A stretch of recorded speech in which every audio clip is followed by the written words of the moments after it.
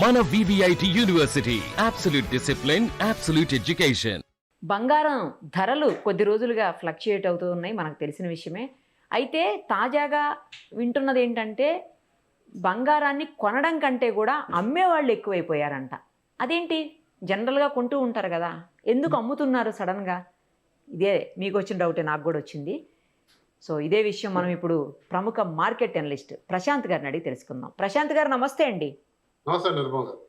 ఏంటండి, బంగారం జనరల్గా కొంటూ ఉంటాం కదా, మరి మార్కెట్లో ఇప్పుడు అమ్ముతున్నారు, బంగారం సేల్ చేస్తున్నారు అని అంటున్నారు. ఎందుకు సేల్ చేస్తున్నారు? అంటే రేట్ ఏమన్నా తగ్గే అవకాశం ఉంటుందా దీనివల్ల? అది నేను అందుకు అడుగుతున్నాను, ఎందుకు సేల్ చేస్తున్నారంటే తగ్గే అవకాశం ఉంటుందా అనే ఆ కోణంలో అడుగుతున్నాను. ఏంటి అసలు ఏం జరుగుతుంది మార్కెట్లో బంగారం విషయంలో, చెప్పండి.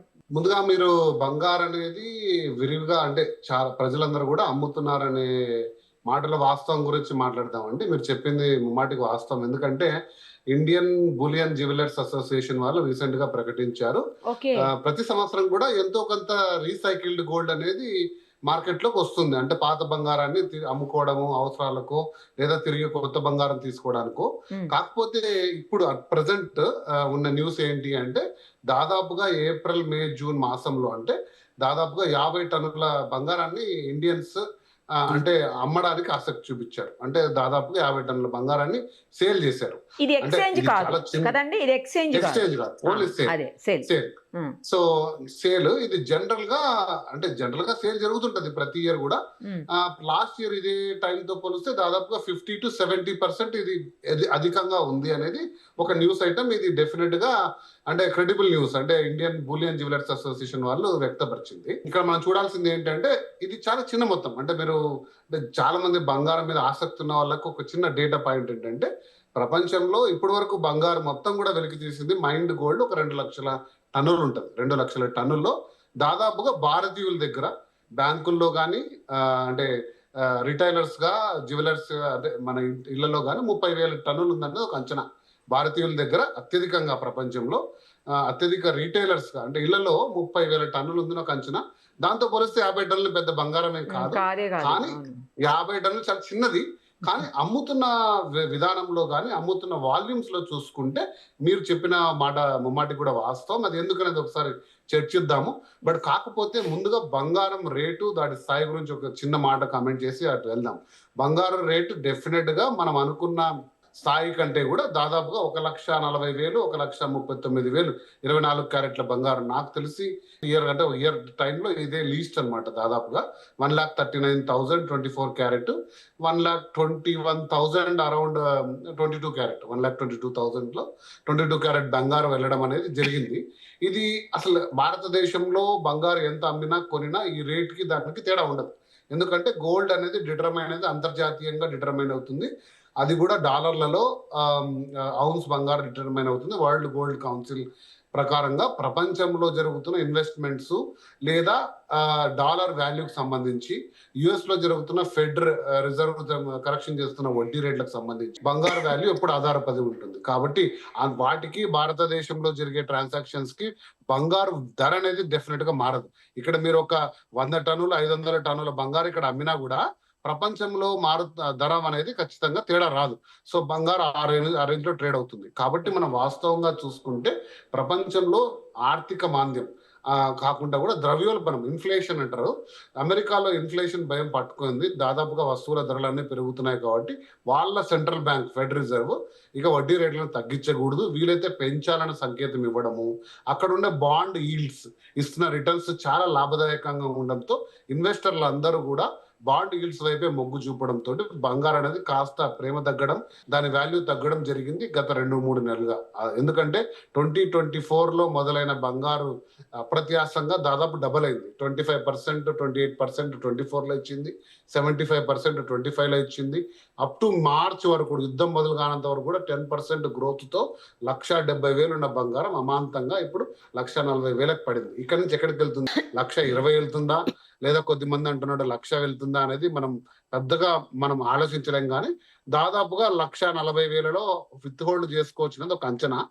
కాకపోతే భారతీయులు అనే వాళ్ళు ఏంటంటే ఇక్కడ ఇంతకంటే తక్కువ పోతుందేమో, బంగారు ఎక్కడికో వెళ్ళిపోతుందని దాదాపుగా పాత బంగారంతా ఇంట్లో మార్చకుండా అట్లే పెట్టుకోనో, లేకపోతే తాకట్టు పెట్టి అప్పులు తెచ్చుకున్న బంగారంపై రుణాలు పెరిగిపోవడము, ఇంకోటి చూసుకుంటే ఇంకా పడిపోతుందనే ఒక భయాందోళన వాతావరణంలో బంగారు భారతదేశంలో విరివిగా అమ్ముతున్నారు. సో అది ఒక సంకేతంగా నాకు కనపడుతుంది. ఇక 2 ఏంటి అంటే ప్రాఫిట్ బుకింగ్. కొద్దిమంది దాదాపు లాస్ట్ ఇయర్ లో మంచిగా అంటే మనం వీడియోస్ చేస్తున్న టైంలో చాలా మంది 80,000 90,000 తీసుకున్న వాళ్ళందరూ కూడా ఇంకా తగ్గుతుందేమో, ప్రాఫిట్ బుక్ చేసుకుందాం, వీలైతే తగ్గితే మళ్ళీ కొందాం 1,20,000 కొందాం ఏముంది అని చేసి వాతావరణంలో జరగడం జరిగింది. ఎందుకు చెప్తున్నానంటే ఇది వాస్తవంగా నేను 2-3 అంటే నేను రెగ్యులర్ గా సుమన్ టీవీ ద్వారా వీడియోస్ చేస్తుంటాను కాబట్టి నాకు వచ్చే కాల్స్ సంఖ్య పెరిగింది. ఏం చేయాలి, కొంచెం అవసరం ఉంది, ఇప్పుడు అమ్ముకోవచ్చా, ఇంకా దరిదాపుల్లో పెరిగే సంకేతాలు అయితే లేవు కదా అంటే ఇప్పుడులో పెరగకపోవచ్చు అంటే అయితే ప్రస్తుతానికి కొంచెం అమ్మేసి మళ్ళీ తగ్గితే చూద్దాంలే, లేదా పెరుగుతున్న ట్రెండ్ లో ఉంటే మళ్ళీ చూద్దాంలే అనే వాతావరణంలో ఉంది. కొద్దిమంది క్యాష్ వైపు ఎక్కువ ప్రిఫర్ చేస్తున్నారు. గ్లోబల్ గా పరిస్థితులు బాలేవు, రియల్ ఎస్టేట్ మార్కెట్ కూడా ఆశాజనకంగా లేదు. ఎందుకంటే రియల్ ఎస్టేట్ మార్కెట్ లిక్విడ్ కాదు. ఈరోజు అత్యవసరం వస్తే మనం ఖచ్చితంగా ప్లాట్ అమ్మి డబ్బులు తీసుకోలేం. సో అది ఎప్పటికైనా పోవచ్చు, ఎంతకైనా పోవచ్చు. అదే బంగారం అంటే క్యాష్ లాగా ఉంటది. ఆ బంగారు క్యాష్ వాల్యూని ఎందుకు తగ్గించుకోవాలి? మార్కెట్లో ఇప్పుడు వడ్డీ రేట్లు దాదాపు 7 to 8% ఉంది, లేదా ప్రైవేట్ గా లెండింగ్ చేసుకున్నా కూడా 12% తక్కువ లేదు. సో అలాంటి వాతావరణంలో ఎందుకు ఎటువంటి రిటర్న్ ఇవ్వని గోల్డ్ ఎందుకు పెట్టుకోవడం అనేసి చాలా మంది కూడా ఈ అంచనాలతో సేల్ చేసుకుంటున్నారు. సో అదొక వాతావరణంగా నాకు కనపడుతుంది. కాబట్టి ఈ బంగారు అనేది డెఫినెట్ గా మనం అంచనా వేయలేని స్థితిలో ఇప్పుడు ఉంది. కొంచెం కోల్డ్ గా కంటిన్యూ కావచ్చు. ఇంకా ఇంత నుంచి అయితే నేను అందరూ ప్రెడిక్ట్ చేస్తున్నట్టు ₹1,00,000కి 1,10,000కో పడిపోతుంది నేనైతే స్థిరంగా అనుకోవట్లేదు. బట్ ఏదైనా చెప్పొచ్చు. అందుకే నేను ఎప్పుడు ఈ స్టాచ్యూరీ వార్నింగ్ ఇస్తుంటాను. మనం ఇచ్చే చర్చల ద్వారా, మనం చేసే అంచనాల ద్వారా ఎవరు బంగారు కొనొద్దండి, అమ్మద్దండి. మీ యొక్క అంచనాలు వేసుకోండి. ఇప్పుడు ప్రస్తుతం ఉన్న కారణాలు మాత్రం మనం విశ్లేషించవచ్చు, కానీ ఖచ్చితంగా ఈ రేటు కొనుక్కోండి, ఆ రేటుకి అమ్ముకోండి అంటూ మనం ఎప్పుడు విశ్లేషణ చేయం. సో కాబట్టి అంచనాలు ఎవరు ఏలేరు, ఒకవేళ వేస్తున్నారంటే అది డెఫినెట్ గా కూడా తప్పే. కాకపోతే ఈ కోల్డ్నెస్ చాలా రోజులు కంటిన్యూ కావచ్చు. బట్ బంగారు అనేది 200 దేశాల బ్యాంకుల దగ్గర ఉంది, పెద్ద పెద్ద ఇన్వెస్ట్మెంట్ల రూపంలో ఉంది కాబట్టి అమాంతంగా పడిపోయే సాధనం అయితే కాదు. తరతరాలుగా కొన్ని వేల సంవత్సరాలుగా బంగారు అనేది ఒక ఇన్సూరెన్స్ అసెట్ గా ప్రజలని, రాజ్యాలని, దేశాలని ఆదుకుంది, మనల్ని కూడా ఆదుకుంటది. కాబట్టి అమాంతంగా ఏదో అయిపోతుందని మాత్రం నేను ఎప్పుడు ఆ విశ్లేషణ ఆ రేంజ్ లో ఎప్పుడు చేయను, అది నేను నమ్మను కూడా. సో కాబట్టి దాన్ని ఆచితూచి వేయండి. బహుశా ఇప్పుడు కొంచెం చల్లగా ఉంది, అనుకున్న స్థాయిలో ఫాస్ట్ గా ఎదగకపోవచ్చు, అంత ఫాస్ట్ గా పడదు కూడా. బట్ కాకపోతే మీకున్న పరిస్థితుల్లో మీరు గోల్డ్ తాకట్టు పెట్టుకోవచ్చు, లేదా మీరు ఇంకా ఇన్వెస్ట్మెంట్ చేసుకోవాలనుకుంటే ఇది కూడా ఒక రైట్ టైమే. అంటే తగ్గుతున్నప్పుడు కొనుక్కోవడం అనేది కూడా ఒక వైజ్ ఇన్వెస్ట్మెంటే. మీ పరిస్థితులను బట్టి వెళ్ళండి. బట్ అదేదో అయిపోతుందని చెప్పి ప్యానిక్ సెల్లింగ్ అయితే చేయొద్దండి. ఏదో బంగారు 1,00,000 కింద పడిపోతుంది, ఈ రోజు ఉన్నదంతా అమ్మేసుకుందాం, మళ్ళీ ఏమైపోతుందని అంచనాలతోటి వెళ్ళొద్దండి. మీ ఆర్థిక స్థితిగతులు చూడండి, న్యూస్ ని కూడా అంచనా వేసుకోండి. ఏదో వదంతులను నమ్మద్దండి, 1,00,000 కిందకి పడిపోతుంది టపా అని చెప్పేసి. మన భారతదేశ పరిస్థితులను బట్టి, లేదా ఒక మోడీ గారు స్టేట్మెంట్ ఎందుకు ఇచ్చారు, మన యొక్క డాలర్ కి ఇండియన్ రూపీ వాల్యూ, మన ట్రేడ్ డెఫిసిట్ కోసం మోడీ గారు ఇచ్చారు. కానీ బంగారు ధర ఏదో పడిపోబోతుంది మీరు కొనుక్కోవద్దనే సంకేతం కాదు. అసలు అది కంప్లీట్లీ డిఫరెంట్. మనం ఇంపోర్ట్ ఎక్కువ చేసుకుంటాం, దాదాపు $70 బిలియన్ లాస్ట్ ఇయర్ ఇంపోర్ట్ చేసుకున్నాము. అంత మొత్తం మన దేశం పైన భారం పడితే అన్ని డాలర్లు అనేది ఖరీదైపోయి రూపాయి అనేది క్షీణిస్తుంది. కాబట్టి మీరు ఒక సంవత్సరం ఆపుకోండి అన్నారు, కానీ బంగారు ధరలు ఏదో తగ్గుతాయనో ఇంకోటి అయిపోతుంది అనేది కాదు. అది ఆ ప్రచారంలో వాస్తవం లేదు. బంగారు ధరలు మన భారతదేశంలో జరిగే ట్రాన్సాక్షన్స్ ఆధారంగా నిర్మితం కావు. ఖచ్చితంగా ప్రపంచ దేశంలో పరిస్థితులను బట్టి అవుతాయి. అవి ఇంకొక 6 నెలలు సెటిల్ కావచ్చు.